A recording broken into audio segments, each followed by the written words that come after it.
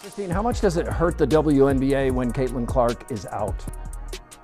It is devastating to the WNBA when Caitlin Clark is. Now, I know a lot of us were expecting some sort of dip since Caitlin Clark has been out with injury, but I don't think all of us were expecting the entire viewership of the entire WNBA to be down. And this tweet from Christine Brennan really stuck out to me. She said one player gets injured and more than half the TV audience for the entire league disappears. Has any other athlete ever had that kind of impact on a sport? Golf without Tiger definitely dropped precipitously on occasion.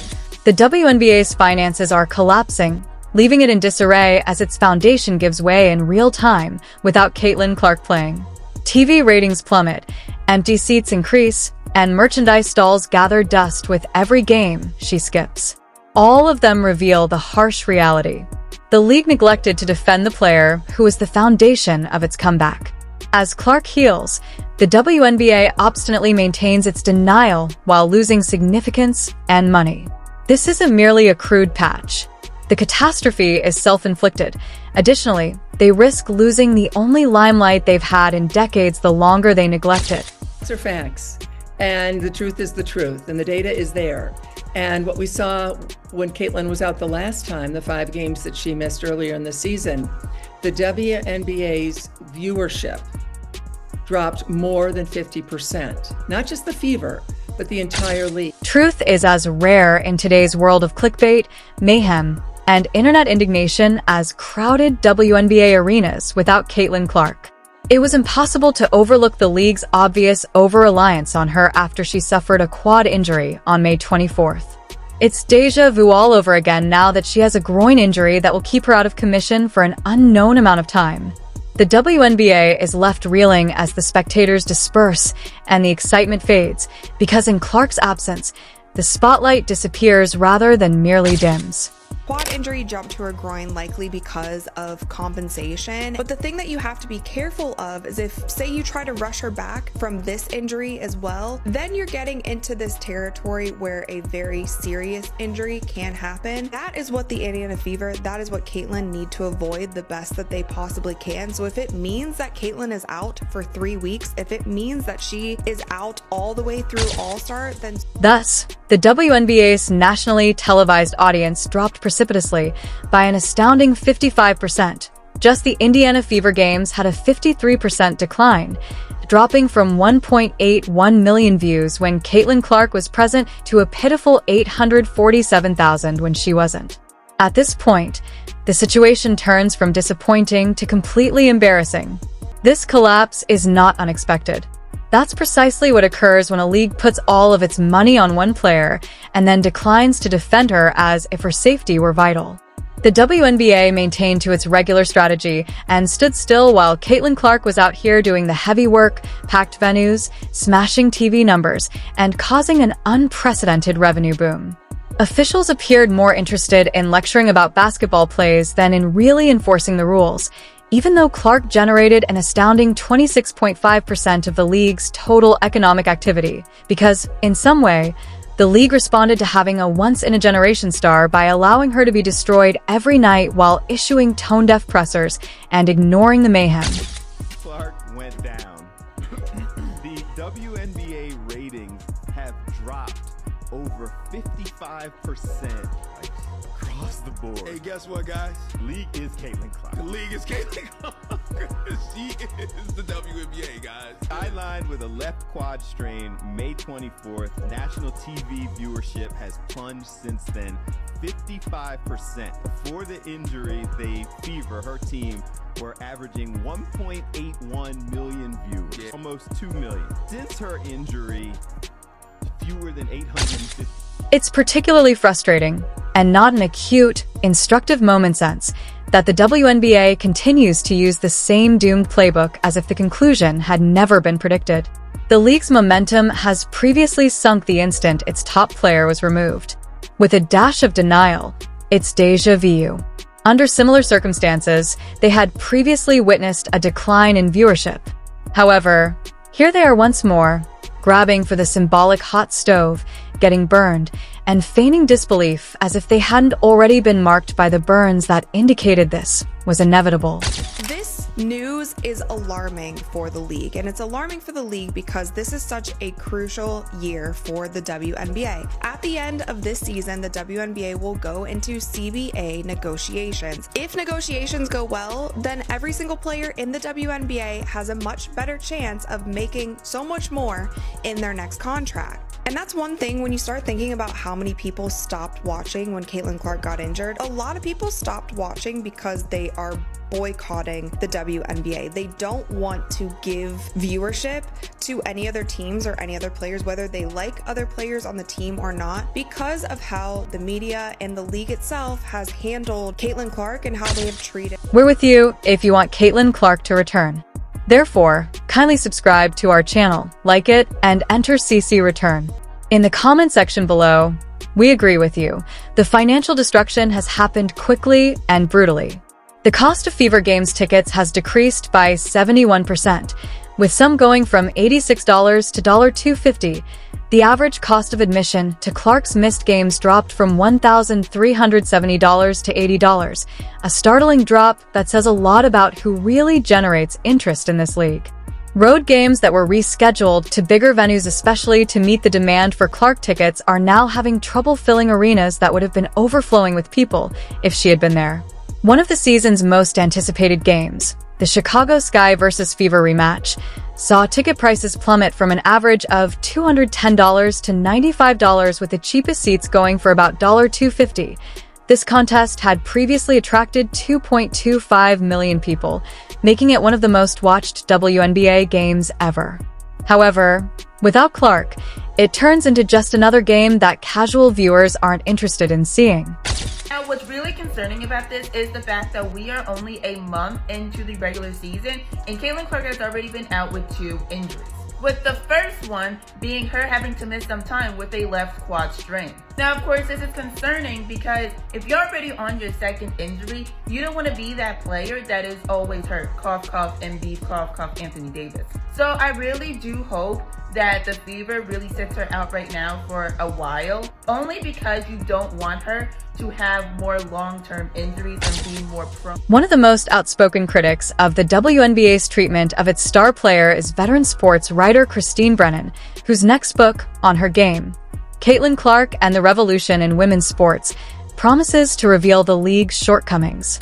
Following yet another instance in which opponents singled out Clark, Brennan stated, "The WNBA continues to fail to meet the moment.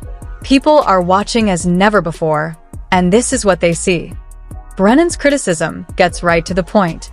According to league figures, Clark alone attracts over half of the league's television viewers. However, they still permit her to get cheap jabs and hard fouls that are only meant to scare their main attraction. It's similar to witnessing a restaurant owner let patrons taunt the chef, whose food is the sole draw for patrons.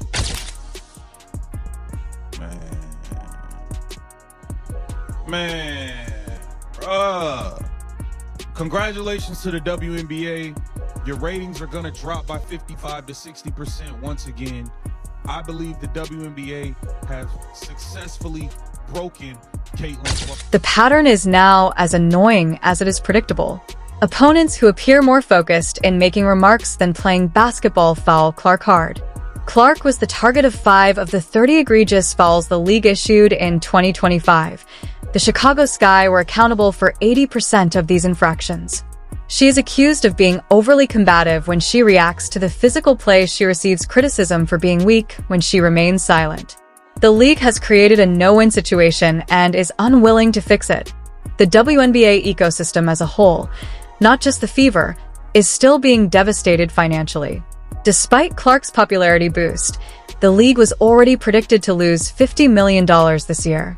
Those losses are increasing at a startling rate without her on the court as attendance numbers drop back to pre-Clark levels, retail sales stagnate, and television ratings plummet. As big a deal as Tiger was in men's golf, Keith, he did, and when he was gone, it affected the ratings, but nothing like that. And, Michael Jordan being out, maybe a 5 percentage points or something. Nothing like this. You can make a strong case, and I will make that case, and have that there is no one single athlete more important to his or her sport or tour or whatever the circuit is that they play on that Caitlin Clark is to the WNBA. The fact that this whole affair was entirely avoidable is its most damning feature. Clark was a modest rookie when she first entered the league, often complimenting her teammates and avoiding attention for herself. For someone only 22 years old, she handled criticism with incredible maturity and grace. The league had the opportunity to welcome her, shield her, and capitalize on her fame to improve the game as a whole. Rather, they let petty politics and jealousy ruin what ought to have been a celebration of women's basketball. Clark's injury has repercussions that go well beyond ticket sales and television ratings. Companies that made millions of dollars in investments based on Clark's development are now wondering if they made the right choice. The audiences of television networks that purchased WNBA broadcast rights at high fees are dwindling. The clear evidence that one player was primarily responsible for the increase has utterly damaged the leverage of other players who were hoping to negotiate greater compensation based on the league's recent success. This circumstance highlights a serious issue with the WNBA's self-presentation. The league appears to be torn between embracing every bit of manufactured drama that could spark social media interaction and trying to be recognized as a legitimate professional basketball outfit. You can't have both of them. Professional leagues uphold the integrity of competition while safeguarding their stars. Drama clubs at high school stir up controversy in the hopes that someone would take notice. I don't even know where to begin, man. I hope Caitlin Clark is okay. I want to know when this injury even happened, bro, because let's be serious here. She has the quad injury. Mind you, Caitlin Clark hadn't missed a game since she was like 19 years old, since she was like 18 in college or something. Now she has a groin injury. We've never seen Caitlin Clark play as bad as she played the last 3 games. Let's just be serious here. She's like 1 for 20-something on threes in the last 3. We've never seen her shoot the ball this way. I'll say that. Has she been hurt and playing? It is embarrassing and glaring to compare to other professional sports leagues. What if the NBA permitted players to use dirty moves to target LeBron James for months while maintaining that it was only competitive basketball? The league would ban that right away and suspend players more quickly than you could say flagrant foul. However, it appears that the WNBA is perfectly happy to let this damaging trend to continue. It seems that they think any attention is good attention. Fans are refusing to attend other WNBA games because of the poisonous atmosphere produced by the league's inability to protect Clark, as they no longer believe that the sport is still competitive. You have a major credibility issue that extends well beyond ratings and income when your own supporters say they won't watch games without your biggest star because they don't think the games will be fairly officiated. One thing I admire about Caitlin, she's a warrior. She's tough. You hear me? Bruh, you just don't see players, you don't see female basketball players like her. I'm sorry. I done seen a lot of female basketball players, like I said. The WNBA has had numerous chances to change their direction, but they have consistently failed, which only serves to exacerbate the situation. The league ought to have set clear guidelines for player safety and competitive integrity in response to each of Clark's incidents. Rather, the same stale answers regarding basketball plays and allowing the players to play have been given in reaction to every instance. Ironically, Clark's injury, exactly what the league ought to have been trying to avoid, has given the best indication of her worth to the company. The viewership decline of 55% is not negligible. There is no doubt about the 71% drop in ticket costs. There is no room for interpretation on the decline in product sales. The evidence is indisputable and overwhelming. The WNBA's most prized asset is Caitlin Clark. And in her absence, the league reverts to its prior condition of relevance struggles. However, despite this overwhelming data, there isn't much proof that the WNBA has figured out its league. Officials keep using things like competitive balance and allowing players to be physical, as though harsh penalties and dirty plays are somehow necessary for the game. They continue to disregard real dangerous plays against Clark while treating regular basketball plays involving him as serious issues. There are more videos available on the screen if you liked and subscribed.